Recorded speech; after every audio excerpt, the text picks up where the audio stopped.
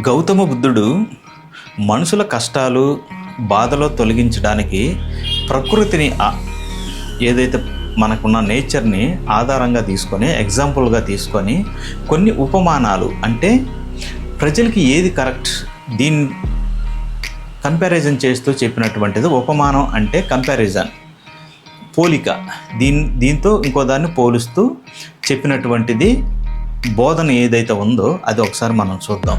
అందరికీ జై భీమ్, నమో బుద్ధాయ. గౌతమ బుద్ధుడు బౌద్ధాన్ని స్థాపించాడు, అది అందరికీ తెలుసు. ప్రపంచవ్యాప్తంగా గౌతమ బుద్ధుడు అంటే తెలియనటువంటి వ్యక్తులే లేరు అన్నటువంటిది అందరికీ తెలుసు, అది అతిశయోక్తం.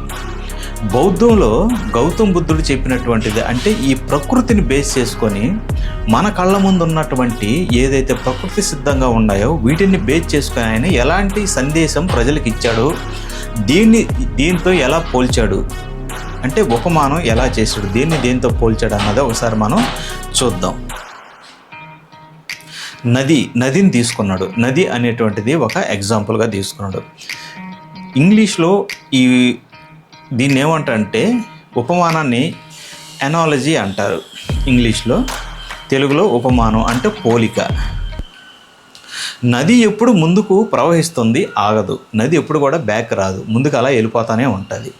అదేవిధంగా మన జీవితం కూడా గతం మీద ఆగకుండా ముందుకు సాగాలి. ఇది సందేశం. గతంలో జరిగిన బాధలను పట్టుకొని మనం వాటిని పట్టుకొని అలా తలుచుకుంటూ బాధపడుతూ ఉంటే మనం ముందుకు వెళ్ళలేము అని నదితో పోల్చి చెప్పాడు గౌతమ బుద్ధుడు. ఏదైతే మీరు కష్టాలు, కన్నీళ్ళు ఇవన్నీ ఉంటాయి, ప్రతి ఒక్కరికి ఉంటాయి, వాటిని తలుచుకుంటే మీరు కూర్చుంటే ముందుకు వెళ్ళలేరు అని నదిని కంపేర్ చేస్తూ, నదితో పోలుస్తూ చెప్పాడు. నది ఎప్పుడు కూడా బ్యాక్ రాదు, అలా ముందుకు సాగిపోతూనే ఉంటుంది. అదేవిధంగా నెక్స్ట్ ఆయన ఇంకోటి ఏం తీసుకున్నాడంటే తామర పువ్వు, లోటస్ ఎనాలజీ అంటారు. అది తామర మట్టిలో పుడుతుంది కానీ మలినం అంటదు. దాని యొక్క సందేశం ఏంటంటే మనం చెడు పరిస్థితుల్లో ఉన్న మన మనసు పవిత్రంగా ఉంచుకోవచ్చు. అంటే మనం ఎంత మెంటల్ టెన్షన్, ఇంకొక వేరే ఏదైనా ఒక చెడు ఆలోచనతో ఉన్నా కానీ మనం ఎప్పుడు కూడా తొందరపడి దాన్ని చేయకూడదు, కొంచెం ఆలోచించి చేయాలి. ఎదుటి మనిషికి మనం ఎప్పుడు కూడా ద్రోహం చేసే విధంగా ఉండకూడదు, మలినం అంటకూడదు అంటాడు. మనసుకి ఎప్పుడు కూడా మలినం, మనం చాలా స్ట్రాంగ్గా ఉండాలి అంటాడు ఆయన. నెక్స్ట్ ఆకాశం, స్కై. అందరికీ తెలిసేది ఆకాశం, అందరూ చూస్తున్నది. ఆకాశంలో మేఘాలు వస్తాయి పోతాయి కానీ ఆకాశం మారదు. చూసారు కదా, అయినా ఆకాశంలో మనకు మేఘాలు వస్తాయి, కారు మబ్బులు కమ్ముకో వస్తాయి, వర్షం కురుస్తుంది, కానీ ఆకాశం అక్కడే ఉంటుంది, మేఘాలు అలా తేలిపోతాయి. దానికి సందేశం ఏమి ఇచ్చారంటే ఆయన, మనిషికి బాధ, కోపం తాత్కాలికం, మన అసలు స్వభావం ఏదైతే ఉందో అది ప్రశాంతంగా ఉండాలి అంటాడు ఆయన. మన బేస్ ఏదైతే ఉందో దాన్ని నువ్వు కోల్పోవద్దు అని అంటాడు. మన భావాలు తాత్కాలికం, అంటే మనకు వచ్చేటువంటి బ్యాడ్ కానీ గుడ్ కానీ ఏవైతే థింగ్స్ అయితే ఉన్నాయో ఆ థింకింగ్ అనేది వస్తుంటాయి పోతుంటాయి, కానీ నువ్వు ఎప్పుడూ ఒకలాగే ఉండాలి. నువ్వు ఏదైతే మాట చెప్తావో ఆ మాట మీద నువ్వు కట్టుబడి ఉండాలి. దానికి అటు ఇటు అయినా కానీ నువ్వు ఫేడ్ అవుట్ అయిపోతావు అని చెప్తున్నాడు ఆయన. దాన్ని దేంతో పోల్చాడు? ఆకాశంతో పోల్చాడు. నెక్స్ట్ అగ్ని ఇంధనం ఉన్నంత వరకు మాత్రమే మండుతుంది. అగ్ని చూడండి, ఏదైతే దానికి ఇంధనం ఉంటుందో, ఆయిల్ ఏదైతే వేస్తావో అంతవరకు అది మండుతుంది, అది అయిపోయిన వెంటనే ఆరిపోద్ది. అలాగే మన కోరికలు ఉన్నంత వరకు బాధ ఉంటుంది, కోరికలు తగ్గితే బాధ తగ్గుతుంది. మన కోరికలు అనేవి ఎప్పుడు కూడాను చాలా ఉన్నతంగా ఉండాలి, మంచిగా ఉండాలి, ఎదుటి వాళ్ళకి హాని కలిగేలాగా ఉండకూడదు అని అంటున్నాడు గౌతమ బుద్ధుడు.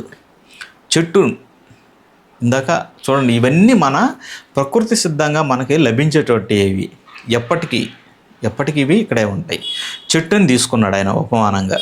చెట్టు ఎండలోనూ వర్షంలోనూ నిలబడుతుంది, అంటే ఇది ఎండ వచ్చినా వాన వచ్చినా అది అలానే ఉంటుంది. దాని యొక్క సందేశం, సుఖ దుఃఖం వచ్చినా మనం స్థిరంగా ఉండాలి. చూసారా, చెట్టుని దేనితో కంపేర్ చేశాడో గౌతమ బుద్ధుడు. వర్షం వచ్చినా, ఎండ వచ్చినా, గాలి వచ్చినా అది అలానే ఉంటుంది, చెల్లించదు. అలాగే నీకు కష్టాలు వచ్చినా, సుఖాలు వచ్చినా, సుఖం వచ్చిందని పొంగిపోయి కష్టం వచ్చిందని నువ్వు దుఃఖపడటం వల్ల దానివల్ల కలిగేటువంటి లాభ నష్టాలు అంటే ఏముండవు. నువ్వు ఎప్పుడు ఎలా ఉండాలో అలానే ఉండవు. కష్టం వస్తుంది, పోతుంది, సుఖాలు వస్తుంటాయి, పోతుంటాయి. అంతేగా నువ్వు సుఖాలకు లోనైపోయి కష్టానికి కుంగిపోవటం అన్నది కరెక్ట్ కాదు అంటున్నాడు. సుఖం వచ్చినప్పుడు నువ్వు ఆనందపడి కష్టం వచ్చినప్పుడు దానికి కుంగిపోవటం అన్నది కరెక్ట్ కాదు అంటున్నాడు. దాన్ని దేంతో పోల్చాడు అంటే చెట్టుతో పోల్చాడు గౌతమ బుద్ధుడు.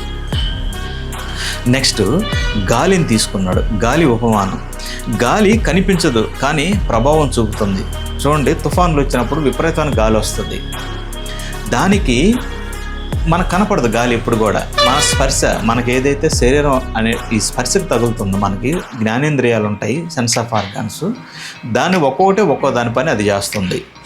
దాని యొక్క సందేశం మన ఆలోచనలు కనిపించకపోయినా మన జీవితాన్ని ప్రభావితం చేస్తాయి అన్నాడు ఆయన.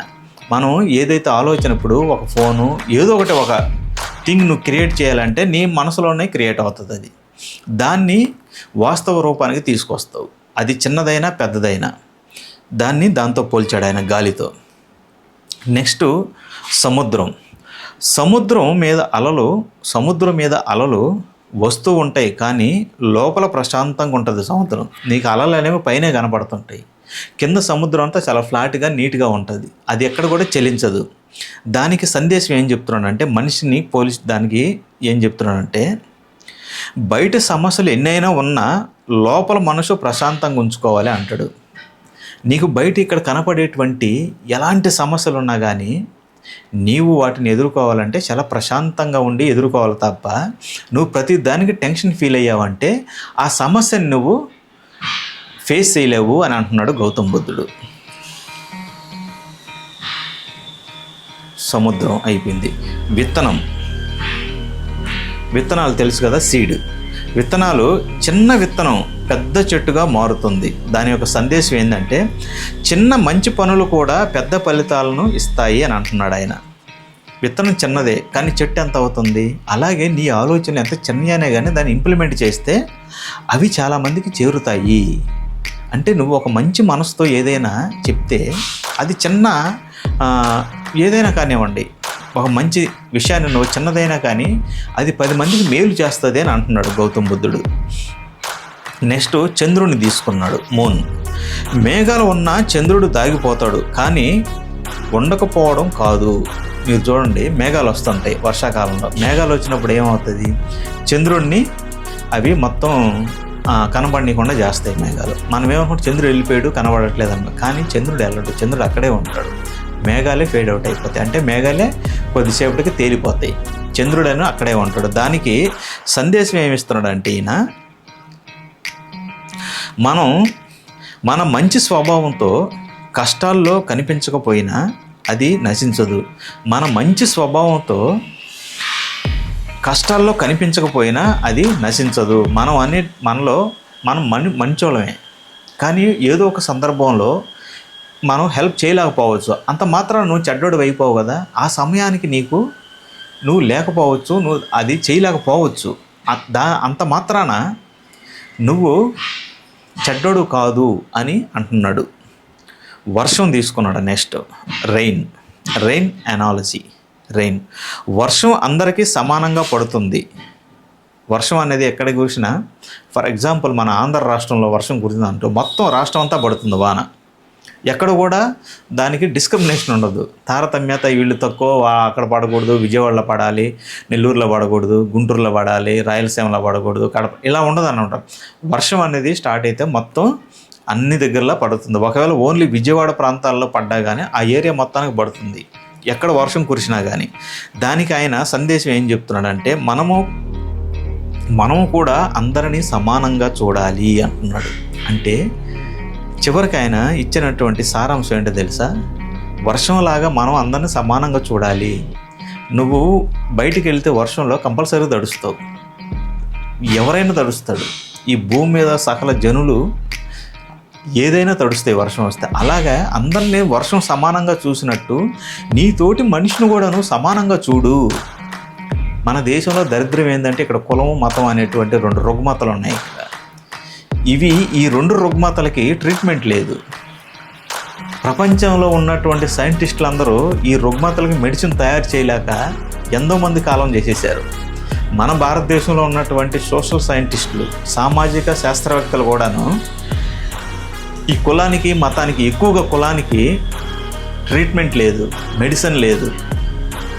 ఇవి ఎప్పటికీ తగ్గనటువంటి రోగాలు. ఇవి ఏ మెడిసిన్ పనిచేయదు, దానికి ఎలాంటి డాక్టర్ కూడా లేడు, ఎలాంటి చదువులు కూడా లేదు. ఇది ప్రజలు కూడా ఆలోచించాలి. గౌతమ్ బుద్ధుడు దాన్ని వర్షంతో పోల్చాడు. అందరిని సమానంగా చూడు, నీతోటి మనిషిని, నీతో ఉన్నటువంటి జంతువులు కానివ్వండి, పక్షులు కానివ్వండి, ప్రతిదీ సమానంగా చూడు అని దాన్ని వర్షంతో కంపేర్ చేస్తూ చెప్పాడు ఆయన.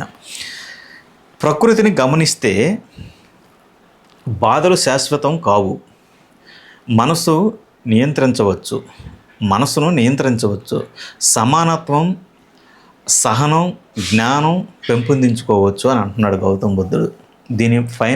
దీని యొక్క కన్క్లూజన్ ఏంటంటే, ప్రకృతి అందరిని సమానంగా చూస్తున్నప్పుడు ఆ ప్రకృతిలో ఉన్నటువంటి నీవు ఎందుకు నీతోటి మనుషుల్ని సమానంగా చూడలేకపోతున్నావు అని గౌతమ్ బుద్ధుడు వీటన్నిటితో కంపేర్ చేస్తూ, మనకున్నటువంటి నేచర్తో కంపేర్ చేస్తూ, ఆ నేచర్లో ఉన్నటువంటి రీసోర్సెస్ ఏవైతే ఉండే వాటితో కంపేర్ చేస్తూ చెప్పినటువంటి ఈ సందేశం ఎక్స్ట్రాడినరీగా ఉంది. ప్రతి ఒక్కరూ ఆలోచించండి. ఒక మతం గొప్పదానో, ఒక కులం గొప్పదానో, మీరు ఎవరి మీద దాడి చేస్తున్నారు? మతం మీద దాడి చేస్తున్నారా? ఆ మతాన్ని పాటించేటువంటి మనిషి మీద దాడి చేస్తున్నారా అన్నటువంటిది కూడా మీరు ఆలోచించాలి. తోటి మనిషి కంటే ఆవేశం ఉంటుంది, కోపం, ఉక్రోషం ఇన్ని ఉంటాయి. కొంచెం కంట్రోల్ చేసుకోండి. కంట్రోల్ చేసుకుంటూ పోయేది ఏం లేదు కదా. కాదుకూడదంటే మళ్ళీ మీరు ఫ్రెండ్స్ అవుతారు. అందుకే డాక్టర్ బిఆర్ అంబేద్కర్ గారు ఏం చెప్పారంటే, మతాన్ని చంపి మనిషిని బ్రతికించమన్నాడు ఆయన. కానీ దౌర్భాగ్యం ఏంటంటే ప్రపంచం అంతా మతాన్ని బ్రతికించి మనిషిని చంపేస్తున్నారు. మన భారతదేశంలో కులాన్ని అలానే ఉంచి ఆ కులంలో ఉండేటువంటి మనుషులను చంపేస్తున్నారు. ప్రజలు కూడా ఆలోచించాలి. ఏం చేస్తున్నాం మనం? ఇంత చదువుకొని, ఇంత సైన్స్ అండ్ టెక్నాలజీ డెవలప్ అయినటువంటి ఈ తరుణంలో కూడా మనం కులము, మతం అనేటువంటి వీటి చుట్టూరే మన యొక్క భావజాలం తిరుగుతుందంటే ఇది చాలా హాస్యాస్పదంగా ఉంది. ఇంకాను ఇప్పుడున్నటువంటి యూత్ కానీ, రాబోయేటువంటి ఎవరైతే ఉన్నారో ప్రతి ఒక్కరు కూడా ఒక సైంటిఫిక్ టెంపర్తో ఉంటే మన దేశం డెవలప్ అవుతుంది, మనతోటి మనుషులు డెవలప్ అవుతారు, మనము డెవలప్ అవుతాం. కాబట్టి ప్రతి ఒక్కరూ కొంచెం విజ్ఞతతో ఆలోచించాలి, సైంటిఫిక్ టెంపర్తో ఆలోచించాలి. గౌతమ బుద్ధుడు ఇవన్నీ 2600 సంవత్సరాల క్రితం ఈ యొక్క దేశానికి కాదు, ప్రపంచం మొత్తానికి ఆయన అందించినటువంటి సందేశాలు ఇవన్నీ. ఆయన బోధనలు ఎప్పటికీ సజీవంగానే ఉంటాయి. ఏ కాలమాన పరిస్థితులకైనా కానీ ఇవి సరిగ్గా సరిపోయేలాగా ఆయన బోధించినటువంటి బోధనలు ఇవన్నీ. ఓపికగా ఈ వీడియో చూసే ప్రతి ఒక్కరికి నా హృదయపూర్వక ధన్యవాదాలు. Thank you very much. Save Indian constitution, save democracy. భారత రాజ్యాంగాన్ని కాపాడదాం. భారత రాజ్యాంగం మనల్ని కాపాడుతుంది.